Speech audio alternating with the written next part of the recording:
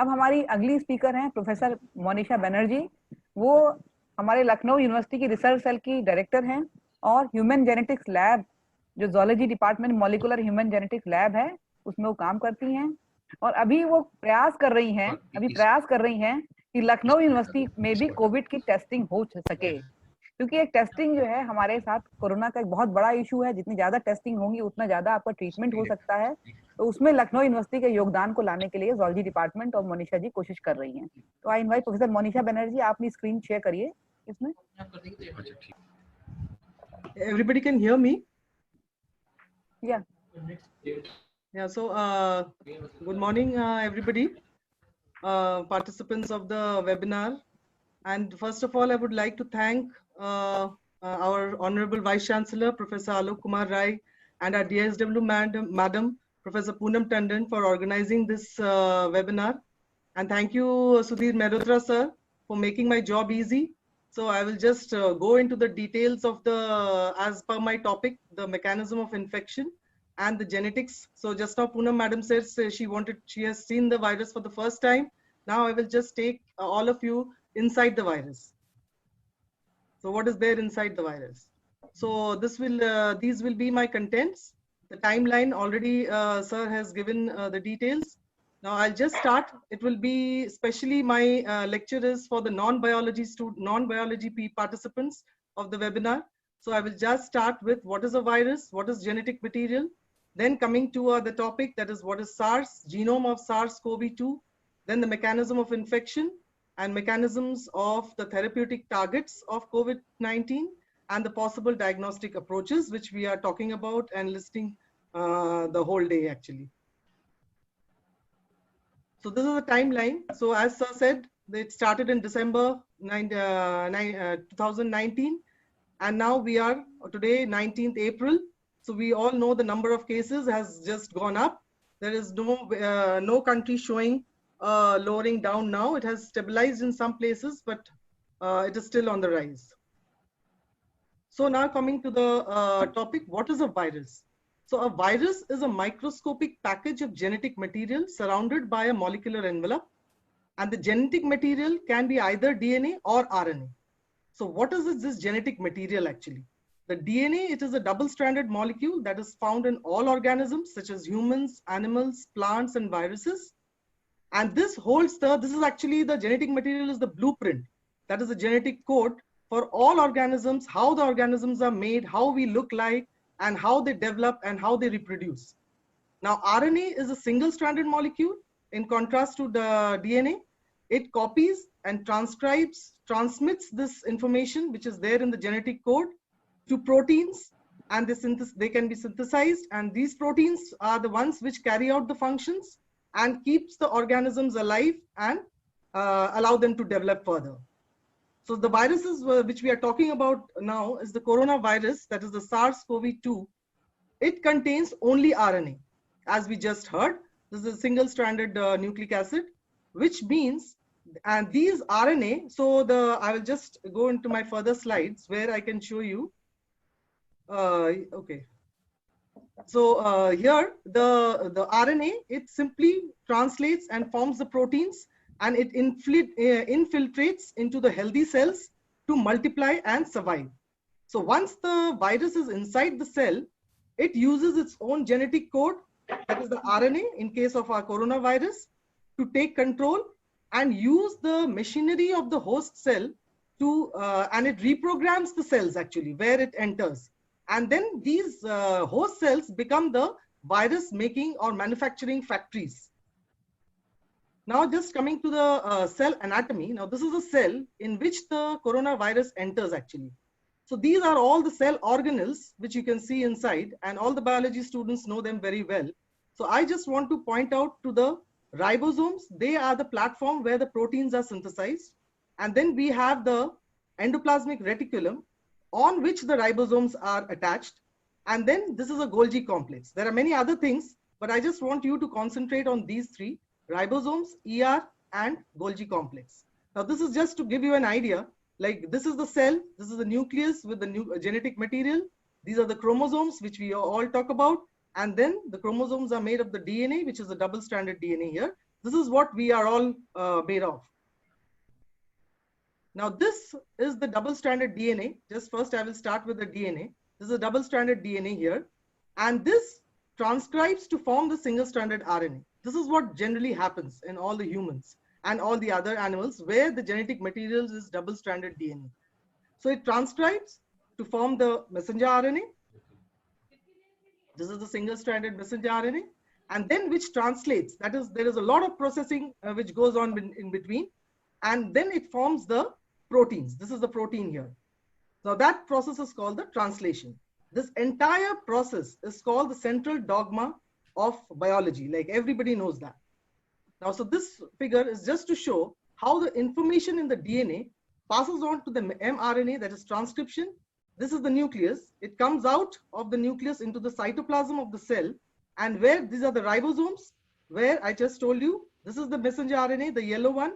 And this translates to form the protein. And that is the protein actually, what we see, what we look like. Everything is made of the protein. So how this information passes from the DNA to the trait is part of this slide.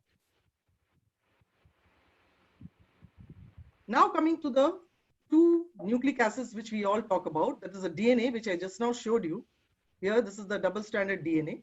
And this is the single-stranded RNA, which is actually formed from the DNA wherever the genetic material is DNA. Now in our case, the genetic material is RNA in the virus. So that one step is gone.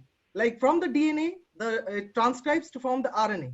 So that step is not required in this coronavirus, which has the RNA as the genetic material. Now coming to the SARS-CoV, as we all are interested in, this is the severe acute respiratory syndrome related coronaviruses. Now, this is a species of coronavirus that infects humans, bats, and certain other mammals. Now, these coronaviruses actually cause respiratory illnesses. It affects the respiratory tract. Now, there was an outbreak in 2002-04, as you see here. That was coronavirus 1. It is called CoV-1. And now we have come to CoV-2. So that's why we are giving the number as 2, because it's the second outbreak, and it is in a very severe form. Now, the SARS related coronavirus was identified by the World Health Organization in 2016, and it was understood that it's going to cause a it will be the cause of a future endemic after Ebola, and the research has started from then to develop diagnostic tests and vaccines. But unfortunately, before the development of any diagnostic test and vaccine, the outbreaks happened. So that is the thing. So now there is, because it takes almost 10 years to develop any diagnostics tests and vaccines. That's what Sir said. That's a whole huge chapter on this. So now this is just a figure I have put just to show you how the viruses look on the surface of the host cell actually when it is cultured in the laboratory. This is a transmission. There's a TEM photograph, transmission electron micrograph photograph showing that the viruses on the host cell. Now I will take you inside the virus. Now this is the SARS-CoV virus, how it looks from inside. So you just see, this is the genetic material. This is a single-stranded RNA genome, which we are talking about, and it is surrounded by this envelope. Okay, so the envelope, there is a protein envelope. I will call it E, and then you have the membrane protein here, M, and here this is the envelope protein. This is the membrane protein, and the most important, that is the spike. It is a glycoprotein, and it is called S here. Okay, so and there is a which is not mentioned here. I'll come to the next slide where you have there is a nucleocapsid protein also, N, which is attached to this genome. You see these light blue color circles. These are the nucleocapsid proteins, which is denoted by N. Now this genome which I was talking about, that RNA genome which was inside the virus, it is the single-stranded RNA virus, and it is enveloped by the envelope. You saw that, and the genome is about 30 kilobases long, that RNA genome, and which is one of the largest among RNA viruses. Now the virus has 14 open reading frames. The biology students will understand the open reading frames. These are the areas in the genome which are going to code for the protein. and there are many overlapping regions. Now the genome has a 5' methylated cap and a 3' polyadenylated tail. Now there are some nucleotides or the bases which lie in these 5' UTR. UTR means the untranslated regions. So there are two regions on the two ends of the genome where which do not form the proteins. So it will be more clear from the next slide. So this is the single-stranded RNA genome, that is the SARS-CoV-2, which is 30 kilobase length, I just told you. And these are the areas you can see here. These are the regions which are coding for the different enzymes and the proteins. Now we were talking about the spike protein. So this is the spike here. I want you to concentrate on this. This is the spike protein here. Now coming to the mechanism of infection. So how the virus is entering into the host cell. So the key used by the virus, so it is a lock and key system actually. This is very simple. The key used by the virus to enter the human lung cells is that protein S, which I was talking to you about, that is the spike protein. And the lock in the cell, in the host cell, is AC2 receptor.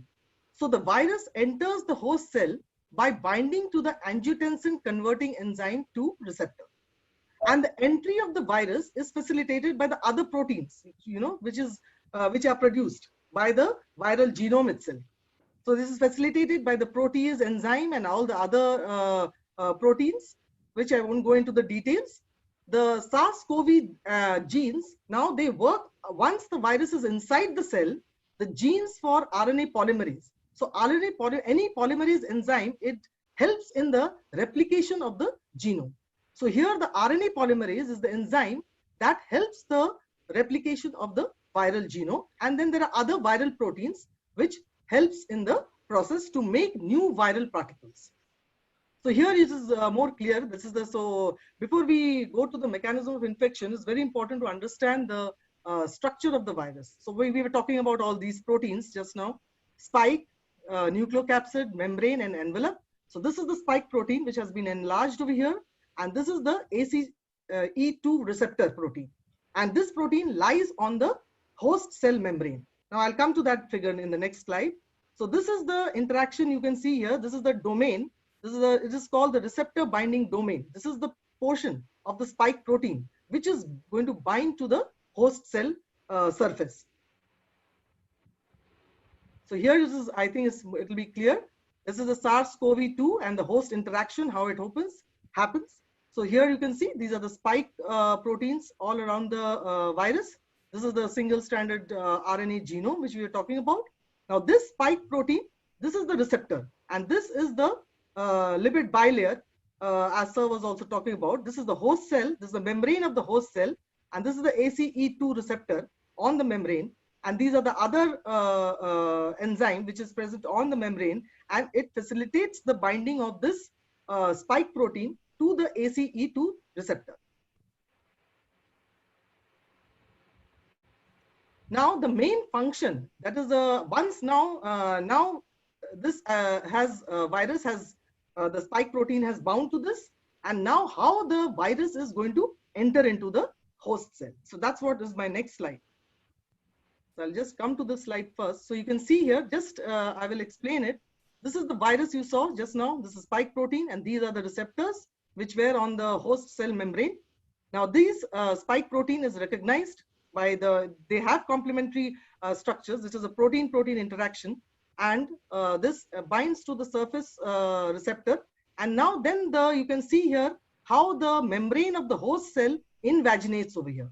Now it is invaginating and it is formed, and this process in biology is known as endocytosis. Like any particle can be engulfed by the cell. So this host cell is engulfing the viral particle, and it is going inside.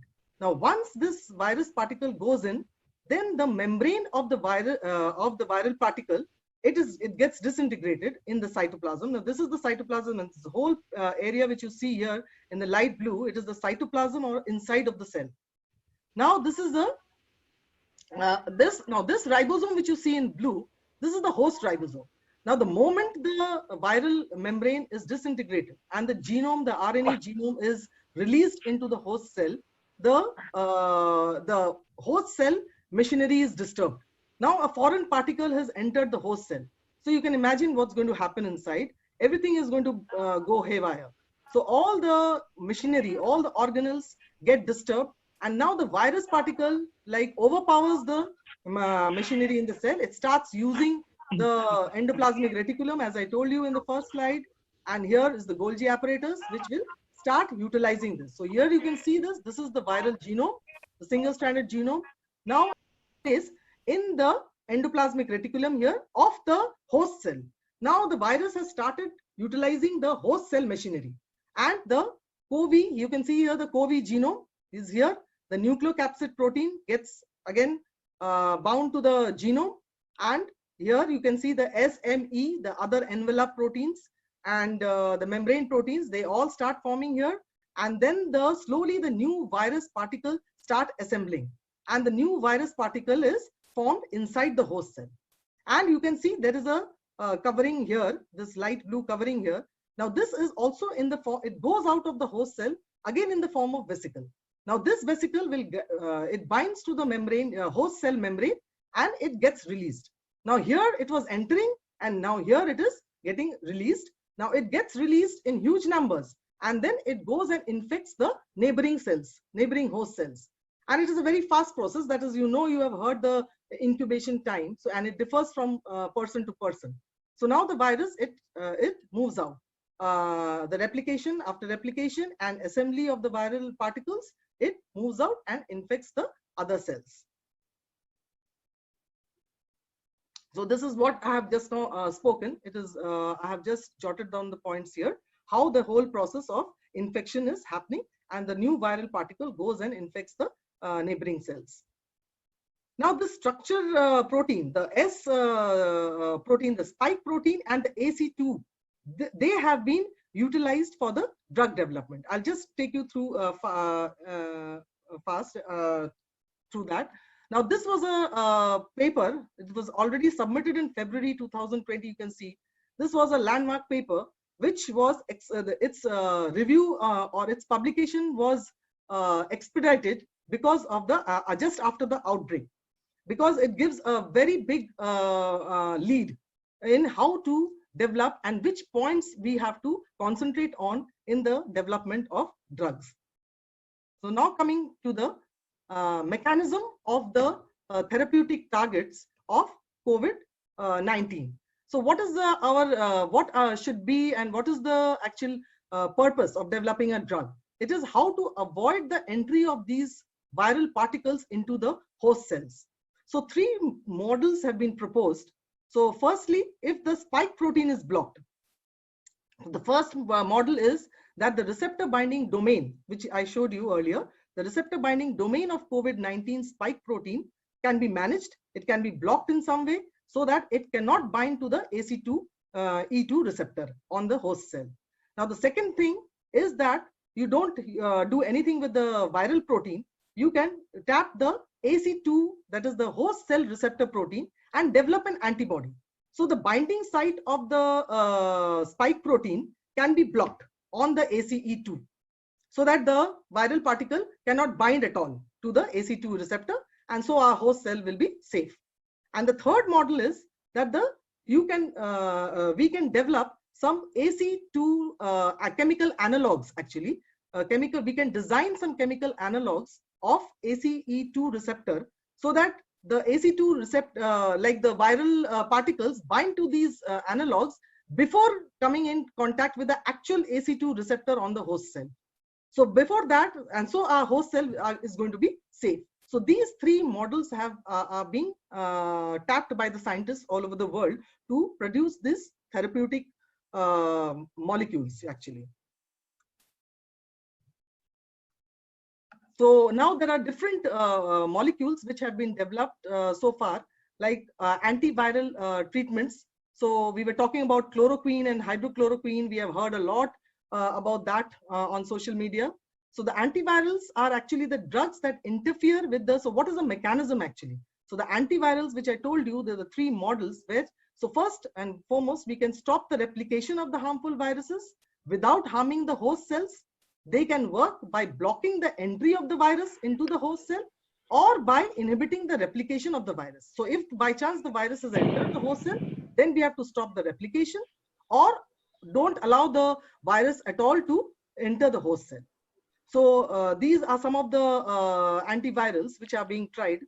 And now there is a very good, recently there is a remdesivir, is a nucleotide analog, which is also a major class of anti-cancer and antiviral drugs that prevents the virus from multiplying within the cell. So this is not allowing, it's not going to allow the virus to multiply. So there are these like remdesivir has been a good antiviral treatment against SARS, MERS, and Ebola, but it has not yet it has not given very promising results for SARS-CoV-2. So it is again in the trial phase. Now there is another one, that is favipiravir. This has also been approved for flu treatment, and it is also another widespread. Now RNA polymerase, I told you, the enzyme which allows the replication of the viral genome or the viral RNA. So if we can inhibit the RNA polymerase, then also we will not have the replication of the viral genome. Now this this antiviral drug has been found to reduce the number of days of viral patients who are sick. So they are not sick for a very long time if they are treated with this favipiravir. But it is not a total cure for the COVID-2. Now, just give you an idea about the coronavirus vaccines. Now, the World Health Organization has highlighted at least 41 proposed vaccines for testing against the coronavirus. And vaccines, as we all know, it is a prevention strategy. If developed now, and if it is given to the people, then it will develop the people. We will develop an immunity for future outbreaks. So, what do we do with the present situation? Actually? So, the vaccine is for to stop the future outbreaks, not the present cure, actually. So the vaccines based on this, I'm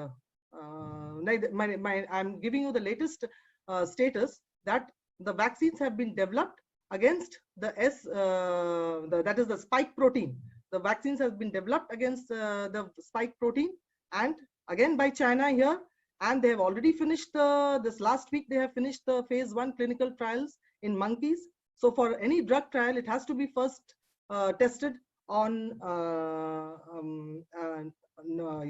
on animals and then come to the humans. Now the phase 2 trials have just started on last Thursday, and it is in the they have successfully entered the phase 2 trials in humans.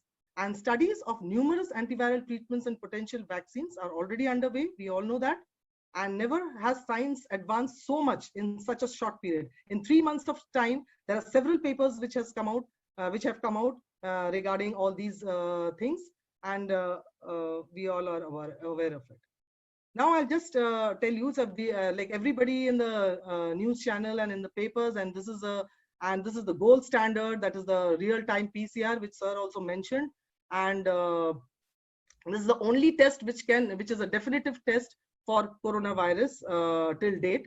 And the problem is that this test is a very high-end molecular test, and the machine which is used for it is also a very costly machine. The reagents are costly, and so that's why not many places are doing the test. So the normal pathology labs and the diagnostic centers do not do this test, because the cost goes high, and normal people are not going to do the test if something like this does not come up.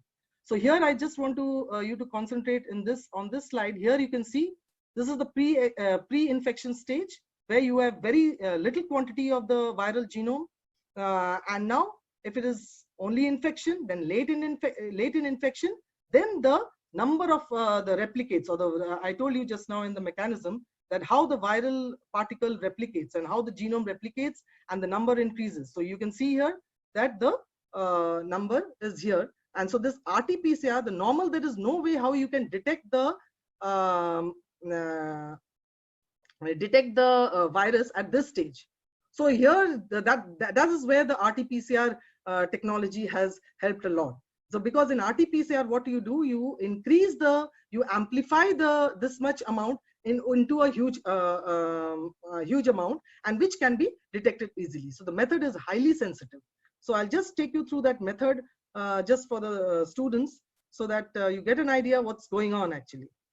So yeah, what is this polymerase chain reaction? Here you can just see here, this is the DNA molecule, which I have showed you a number of times during this presentation. So here this molecule, it is amplified. So here it is denatured first. You can see here it becomes the single, this is the whole procedure of PCR. So where you denature, you give a very high temperature and you separate the two strands, and then the two strands become the template, and where the new molecules are synthesized in cycle 1, you can see here. Now in cycle 2, you have 4 molecules, and this is how you go in for 35 to 40 cycles, and you can see how the quantity of this original single DNA molecule, how you get a number of copies of this DNA molecule. So that is the whole basic principle of RT-PCR or any PCR. But in RT-PCR, what is happening is, so this is the, just to show you, this is the machine, the RT-PCR machine, which is giving the results these days. So what happens in RT-PCR? The new copies of viral DNA are built, as I told you just now, the principle of PCR. And here in RT-PCR, you have the marker, you use fluorescent dyes as markers, which get attached to the DNA strands. So now, and then this releases the fluorescence, which is measured by the machine's computer and presented in real time on the screen. Now the computer tracks the amount of fluorescence in the sample after each cycle. So after each cycle, which I showed you, over the 35 or 40 cycles which I want, each cycle I can measure the amount of fluorescence being emitted. So when the amount goes over a certain level of fluorescence, this confirms that the virus is present. So it's so easy to detect actually. So how many cycles it takes to reach this level. Now the point is that how many cycles it takes to reach this level estimates the severity of the infection. Now that is also very important now, that what is the severity of the infection in a particular person. So if the fluorescence level is reached in fewer cycles, that means the viral infection is very severe in that person. So if it is in 10 cycles I'm getting this fluorescence, that means the person is heavily infected. But if I'm getting the fluorescence in 40 cycles, that means the infection is not that much. Okay, the person is infected, but not to that level. Now I just wanted to show. Okay, so this is the test, and so some of the main advantages of this technique, that it is highly sensitive and specific. And now the question might be that the genome is, I'm only talking about RNA, DNA here, but what about I told you all this time that the genome of the CoV-2 is RNA. So what is happening actually, the RNA is, there is a reagent which is used during this experiment, that it converts the RNA genome, it extracts. First you have to extract from the virus. So you saw the coating of the virus and everything, the viral proteins and all. So you have to break that. You have to break the coating of the virus and then get the RNA genome released, and then that RNA cannot be amplified. So the RNA has to be converted to the DNA, and that is also another step which is called the complementary DNA, which is only codes for the proteins. Now the complementary DNA then undergoes this amplification. So the kit which has been developed now by the government and which is being provided for doing the test is has all the reagents in a single tube, so that the person who is performing the test does not get exposed to the virus. So the virus, the solution is put into the virus. So what the solution does, all the chemicals which is present in the solution, it just releases the RNA genome, and the RNA genome is converted to DNA, and our template is ready. So that template is now put into the reagents of the real time and put into the machine, and it gives you the result by seeing the level of fluorescence. So the advantages are, they are highly sensitive and specific and can deliver a reliable diagnosis as fast as 3 hours, and it has lower potential for contamination because everything is done in a closed tube and it goes into the machine, and it continues to be the most accurate method available for detection of the coronavirus. But now, since we are all hearing that the population is so huge, and how we can go about screening and the persons who are not showing symptoms but are supposedly they are having the virus. So to detect this and also to detect the people who have been cured, probably externally cured, but they might be having certain viral particles still present in them. So the people have developed this the simple antibody test, which Sudhir sir also talked about. So what is that test? So that is a simple antibody based blood test.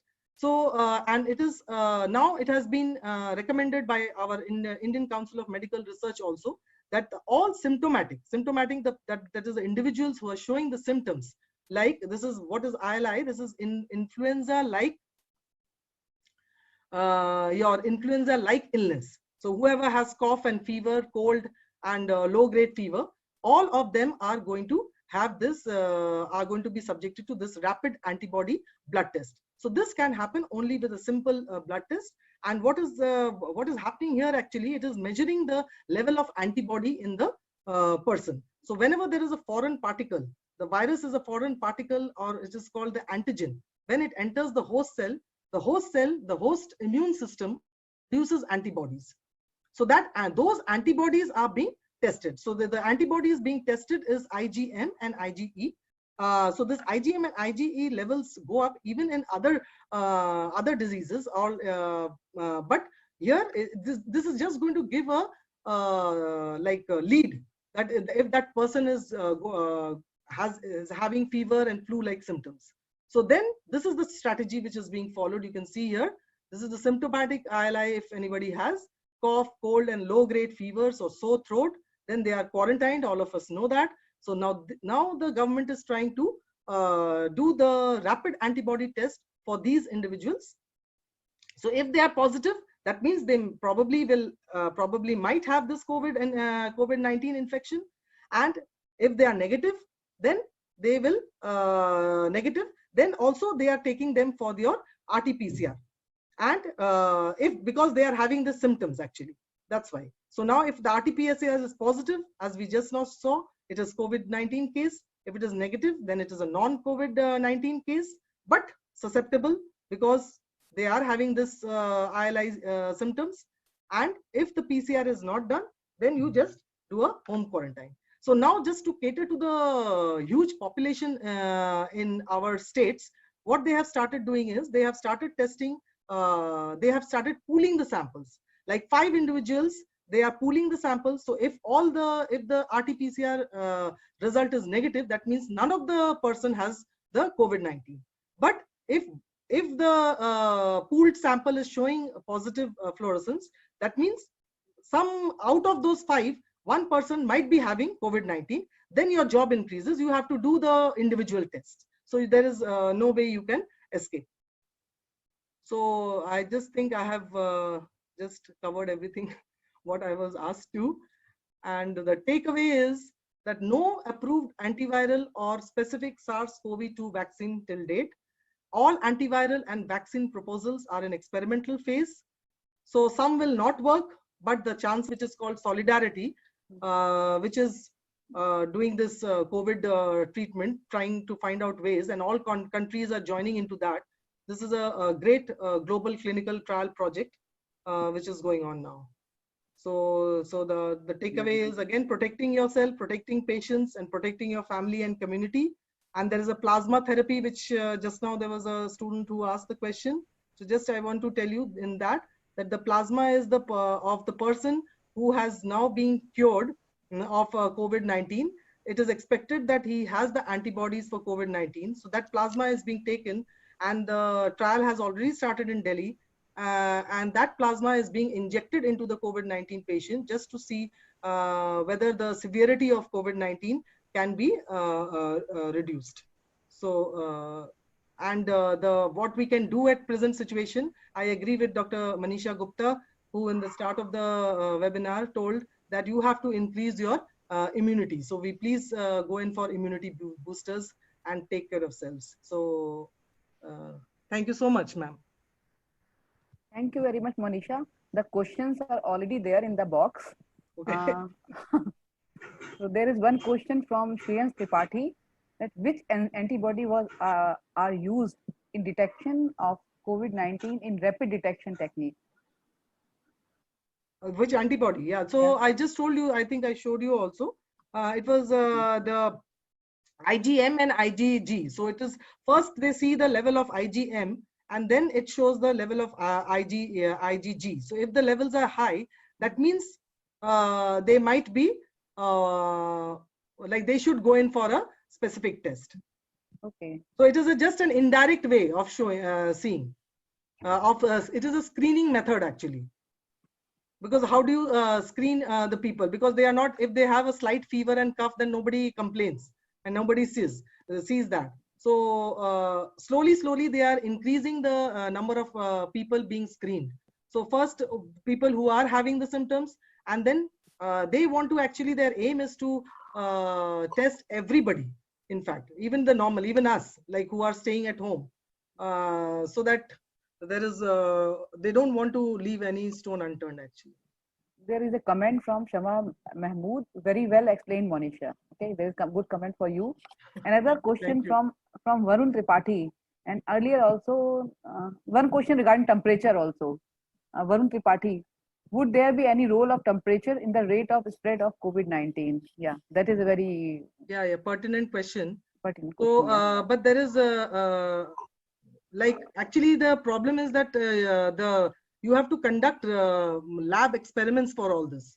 So you have to have the different variable temperatures and then see what the survival of the virus. And it is such a like potent virus, like it is very difficult to study. So that is I just read a paper this morning that the research and the development of drugs is being hampered, and it is taking a much longer time because of this. So because always we develop disease models, we develop disease models in smaller experimental animals and like mice and rat. So first of all, it has not been found that you get this COVID-19 infection. First, you have to develop the infection and then test the drug or test the virus. So that is the major roadblock, which is taking time to, and that's the major roadblock which is going to take time to develop the virus, because we cannot handling this virus is a very crucial thing. And I think we have very few centers in India at least where you can do experiments with small animals and develop the disease, like diabetes and tumors and cancer. We all know that we develop models and then we test the drugs or test the molecules and test this temperature issue or anything we have to do experimentally in vitro, which is called in vitro, not inside the cells. And moreover, if the humans are the main people where the COVID is so active, so but we can't use humans as our disease models. That is a very big issue. So we can't try out anything on and everything on humans. So that's the problem actually. There is another question from Premnath. Coronavirus changes its structure. How much this is true? Yes. So okay, fine. So this is another problem. I'm happy that question has come.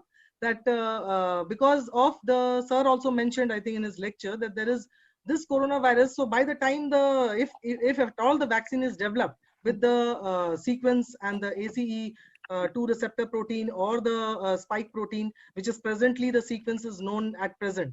But by the time the vaccine or the drug comes out, it might happen that the viruses change at all. There's a new virus coming up. So any mutation happening, and that is also not in anybody's hands. So any mutation, because happens, will result in a new virus altogether. So that genome which I was talking about, it consists of nucleotides. So any change in the nucleotide might result in a mutation, and which might result in a new virus altogether. So so it's just predicting, and so this is also another problem in developing. So mutations are also the reason why things are not happening as it should be. Another question from Priya Singh: which protein of coronavirus help in mutation? No. There's the mutation is there's no protein as such which is going to help in the this thing. So protein forms from the genome actually. Okay, so the change in the sequence of in the genome should be there. Then only it will result in a protein, in a different protein. So I'll just come to this diagram you see here. So there must be some change in the sequence here, you know. Priya, if you are listening to me, this is the sequence should be, there should be a change in the sequence in the RNA here. And then only it will result in a different protein. Okay. Then there is one comment from Dr. Alka Mishra, very informative and presented nicely. Another comment from Dr. Garima Singh, very informative lecture, ma'am. Okay. Another very interesting question from Dr. Shivani. Can this virus exist in air? If not, then why? No. So see, I told you, what is that? You just go to the first definition actually of virus. You know, it's a genetic material and it's going to replicate and it's going to produce only when it comes in contact with a live cell. Okay, be it animal cell or human cell or anything. That is the property of the virus. It has to enter, sir, if anybody else wants to comment in the biochemistry or anybody else. But in the air, that see, everything is all vague. Everything is vague. Whether in the virus, nobody can see it. So you can't even be sure whether it is in air. So it's I think it's better to take protection all the time. And again, comment from Professor Archana Gupta, very informative lecture. And a question from Abhishek Mishra. Would there not be any problem of antigen mismatch of plasma method? Yeah, there can be. There is so that's why people are not very. I have like I'm listening to the doctors' comments every day, and they are also commenting. Some people are for this therapy and some are not. So actually, people are just trying to find out some cure and some solution to this pandemic problem. Actually, so otherwise, there are many pros and cons for the plasma also, because you are taking the plasma from one person and then you are injecting into the other, so it's not going to be so easy. So it's just everything is in experimental stage. So there are many more questions. There are many open questions about the like COVID. I think as sir said, we can have another class on this. And I think that panel discussion which Sudhir Mehrotra sir suggested. I think we can just have a panel discussion. That is a good idea. That is a good idea. That will be a very good idea. Yeah. Thank you very much, Monisha. And thank you. Sudhirji, once again, like we came to know many scientific facts about this virus. Until now, we were knowing we have to wash hands, we must keep we have to maintain social distance. And now, like we have some scientific information about some COVID also, what is going on and how things are moving. Thank you very much for very informative lecture.